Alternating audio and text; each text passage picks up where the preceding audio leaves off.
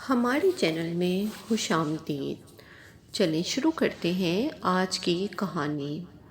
وہ ایک شرمیلی گھریلو لڑکی تھی۔ کبھی اداکارہ بننے کے بارے میں سوچا بھی نہ تھا، لیکن تقدیر میں جو لکھا ہو کر رہتا ہے۔ شاعرہ کی تقدیر میں بھی سلور اسکرین پر ایک بڑی اداکارہ کے طور پر شہرت پانا لکھا گیا تھا، سو وہ صفحے اول کی اداکارہ بن گئی۔ شاعرہ اس کا اصل نام نہیں ہے، وہ فرضی نام سے اپنی کہانی شائع کروانا چاہتی تھی، نام ظاہر نہیں کرنا چاہتی تھی۔ شاعرہ نے پنجاب کے ایک متوسط گھرانے میں جنم لیا۔ اس کے والد ایک دیانتدار سرکاری ملازم تھے۔ ان پر کنبے کا تمام بوجھ تھا۔ یہ 9 افراد پر مشتمل تھا۔ شاعرہ اپنے بہن بھائیوں میں سب سے بڑی تھی۔ اسے شرف نے اس کو ذمہ داری کا احساس بھی دلا دیا۔ تعلیم مکمل کرتے ہی اپنے حساس دل سے مجبور ہو کر وہ اپنے والد کا سہارا بننے کے بارے میں سوچنے لگی۔ اس کی ایک سہیلی دیکھتے دیکھتے ایئر لائن جوائن کرتے ہی اپنے گھرانے کی خوشحال سرپرست ہو گئی۔ اس کا نام شبانہ تھا۔ شبانہ اسے کہتی کہ کب تک معمولی ملازمت کے حصول کی خاطر دھکے کھاتی رہو گی؟ میرے ایک رشتہ دار ایئر لائن میں اچھے عہدے پر ہیں۔ تم خوبصورت ہو، دراز قد بھی ہو، تمہاری پرسنالٹی تو نمبر 1 ہے۔ میری مانو تو تم ایئر ہوسٹس بن جاؤ، خوشحال ہو جاؤ گی۔ یہاں بہت اچھا معاوضہ ملتا ہے، جبکہ بیچارے اساتذہ کو بہت کم اجرت پر گزارا کرنا پڑتا ہے۔ وہ تو ٹھیک ہے شبانہ، مگر میرے گھر والے مجھے ایئر ہوسٹس بننے کی اجازت نہیں دیں گے، کیونکہ اس ملازمت میں رات کی ڈیوٹی بھی کرنا پڑتی ہے۔ تم کوشش تو کرو ان کو سمجھانے کی۔ شروع میں ملکی پروازوں پر جانا ہوتا ہے، زیادہ تر دن کی ڈیوٹی ہوتی ہے۔ ایک بار اس فیلڈ میں آ جاؤ گی تو والدین بعد میں سمجھوتا کر لیں گے۔ شاعرہ نے کسی نہ کسی طرح اپنے والدین کو منا لیا اور شبانہ کے توسط سے ایئر ہوسٹس بن گئی۔ اچھا معاوضہ ملتا تھا، گھر کے حالات سنبھل گئے۔ والد ریٹائرڈ ہو گئے تو کنبے کی ذمہ داری شاعرہ کے کندھوں نے سنبھال لی۔ بے سکون گھر میں مالی سکون آ گیا اور سب اپنے اپنے کاموں میں مشغول ہو گئے، ایک بے فکری میں مگن زندگی گزارنے لگے۔ پھر یہ بھولی بھالی لڑکی نیو یارک سے چائنا تک پرواز کرتی ہوئی ایک کولیگ سے دل لگا بیٹھی، جس کا علم گھر والوں کو نہ تھا۔ شاعرہ اپنے کولیگ سے ناطہ جوڑ کر دیوانگی کی حدوں تک جا پہنچی تھی۔ ملازمت کی خاطر اس کو کراچی کے ہاسٹل میں رہنا پڑتا تھا۔ یہیں اس کی ملاقات فلائٹ کے دوران ایک اسٹیورڈ سے ہوئی۔ یوں دونوں پسندیدگی کے رشتے میں بندھ گئے، لیکن یہ رشتہ دونوں جانب سے شفاف نہ تھا۔ فواد نے مغز اپنے شوقین طبیعت کے طور پر اپنایا تھا اور اپنی جھوٹی محبت کا یقین دلایا تھا۔ ان دونوں کے تعلق سے فواد کا ایک دوست سیف روز اول سے ہی واقف تھا، جس کو شاعرہ سے دلچسپی بھی تھی اور ہمدردی بھی۔ وہ اس کو اس کے ارادوں سے آگاہ کرنا چاہتا تھا۔ اس حقیقت سے آگاہی کے بعد سیف کو ملال رہنے لگا کہ جس لڑکی کو اس نے دل سے بہن کہا ہے، اس سے محبت کے باب میں دھوکہ ملنے والا ہے اور مغز بربادی ہی اس کے حصے میں آنے والی ہے۔ تبھی وہ شاعرہ کے بارے میں متفکر رہنے لگا۔ وہ یہی چاہتا تھا کہ کسی طور وہ اس معصوم لڑکی کو اپنے دوست کے ارادے سے آگاہ کر کے برباد ہونے سے بچا لے۔ تاہم دوست کی پاسداری آڑے آتی تھی، لہٰذا خاموشی اختیار کی ہوئی تھی۔ یوں بھی جب تک ٹھوکر نہ لگ جائے، لڑکیاں ایسے جذباتی معاملات میں کب کسی کی بات سنتی ہیں، الٹا سمجھانے والے کو اپنا دشمن سمجھ لیتی ہیں۔ فواد کو اس کے سوا کوئی بھی بھروسہ کرنے کے قابل نہ لگتا تھا اور وہ فواد کو اپنا سب کچھ سمجھ بیٹھی تھی۔ سیف نے نہ تو فواد کو سرزنش کی اور نہ شاعرہ کو کبھی یہ جتلایا۔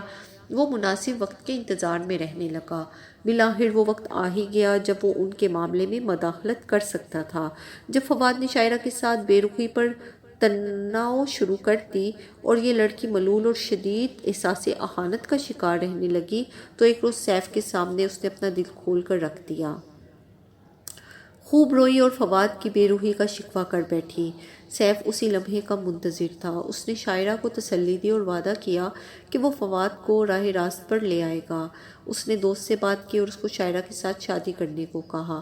اس بات سے تو فواد بدکتا تھا۔ وہ تو صرف اچھا وقت گزار کر اپنی دوست لڑکیوں کو بیچ منجھدار میں چھوڑ دیا کرتا تھا، اور جو لڑکی شادی کے لیے اصرار کرتی اس سے کنارہ کش ہو جاتا تھا۔ سیف اس کی عادت سے واقف تھا۔ اس نے پھر بھی اسے سمجھانے کی بہت کوشش کی۔ فواد نے اس کی نصیحتیں ایک کان سے سنی اور دوسری سے اڑا دیں۔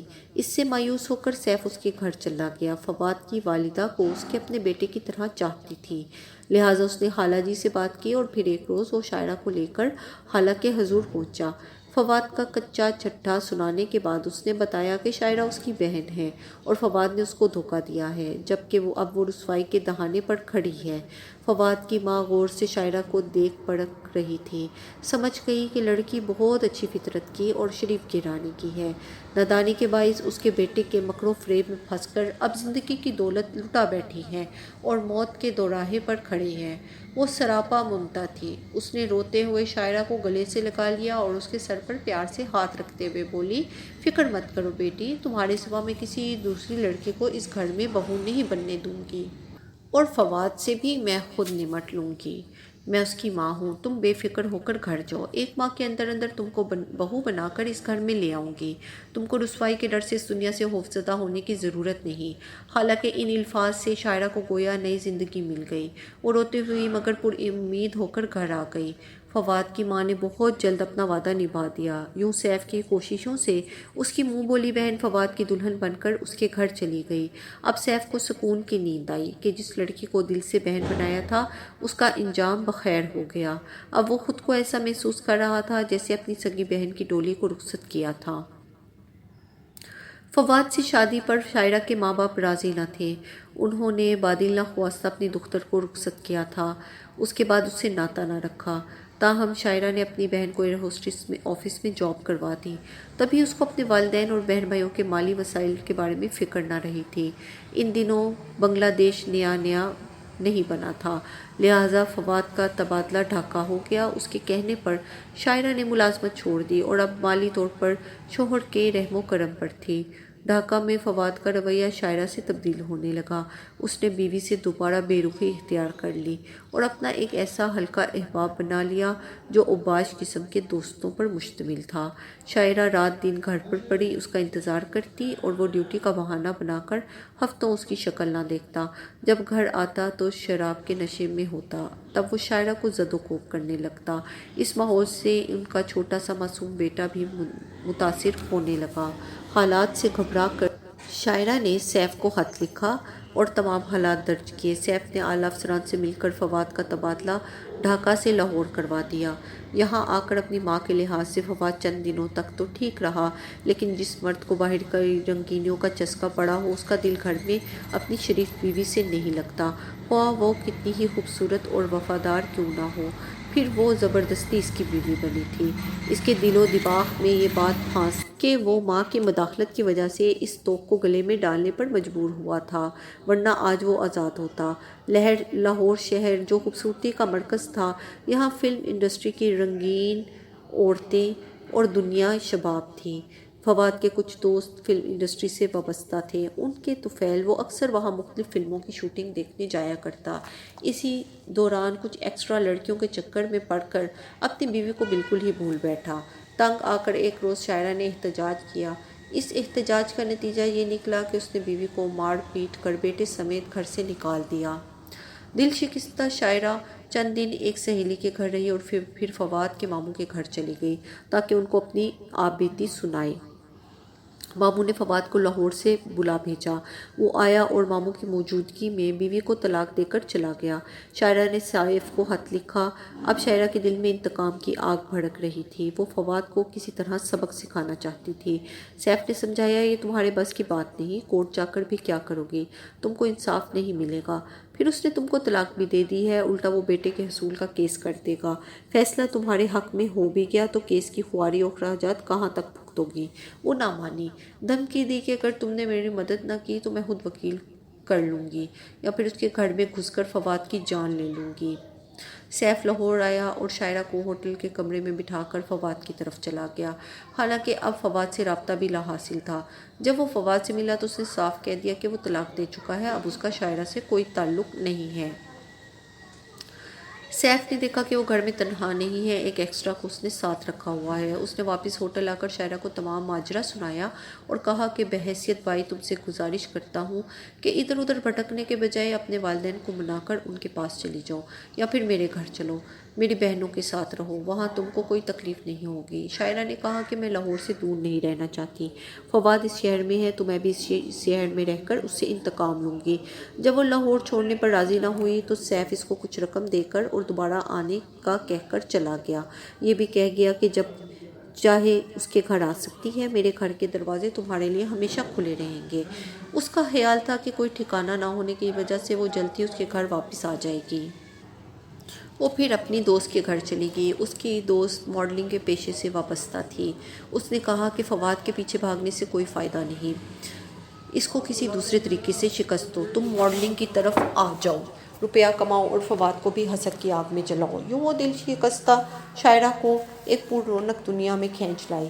پہلے ماڈلنگ اور پھر فلم لائن کو اپنا لیا۔ جلد ہی وہ دو ایک مخلص ڈائریکٹرز کی بدولت فلم سازوں کی نظروں میں آ گئی۔ انہی کے کہنے پر انہوں نے رقص اور موسیقی سے واقفیت حاصل کی۔ ایک سال کے اندر اندر وہ میدان میں چھا گئی۔ شروع میں اداکاری میں دشواری ہوئی، لیکن آہستہ آہستہ وہ ٹھیک ہو گئی۔ جب اس کی شہرت نے فواد کی نیندیں حرام کر دی تو وہ اپنا بیٹا اس سے لے گیا اور بچے کو اپنی ماں کی گود میں دے دیا۔ مگر اب وہ بے بسی سے ہاتھ ملتا کہ یہ میں نے کیا ستم کر دیا۔ اب وہ اس کا حسن دیکھ کر تڑپ جاتا کہ یہ حسن تو میری ملکیت تھا۔ اس کے جلوے سرے عام لوگوں کی تفریح کے لیے ہو گئے۔ وہ جو میرے کہنے سے ملازمت چھوڑ کر برقع بھی لینے لگی تھی، اس کو سرے عام رقص پہ مجبور کر دیا۔ وہ ہر ایک سے کہتا تھا شاعرہ نے مجھ سے کیسا انتقام لیا۔ اس نے سیف سے رابطہ کیا اور کہا کہ اپنی منہ بولی بہن کو سمجھاؤ، ایک بار مجھ سے بات کر لے، میں اس سے معافی مانگنا چاہتا ہوں، میں عمر بھر اس کو معاف نہیں کر سکتی۔ سیف کو اس نے یہی جواب دیا، وہ مرد جو غلط قسم کی لڑکیوں کے پیچھے دیوانہ ہو اور اپنی باوفا بیوی کی قدر نہ کرے، وہ میرے نزدیک اس لائق نہیں کہ اس سے بات کی جائے۔ یہ سچ ہے کہ جھوٹ خدا جانے۔ اب فواد کس حال میں ہے، ابھی تک وہ اپنی سابقہ بیوی کو یاد کر کے روتا ہے یا نہیں، لیکن یہ ایک حقیقت ہے کہ شاعرہ کے دل میں اب تک اس کا پیار باقی ہے۔ جب بھی وہ اپنی شادی کی تصویر نکال کر دیکھتی ہے تو دل سے لگا کر رو پڑتی ہے اور کہتی ہے کہ اس سے اچھا کوئی ماضی نہیں جیسا میرا ماضی تھا۔ عورت بھی کتنی بڑی پہیلی ہے کہ جس کو سمجھنا ہر کسی کے بس کی بات نہیں۔ آپ کو ہماری کہانیاں پسند آئیں تو سبسکرائب کرنا مت بھولیے گا۔ چینل کو سبسکرائب کیجیے اور لائک کیجیے اور اپنی قیمتی رائے کا اظہار کمنٹس میں ضرور کیجیے۔ شکریہ۔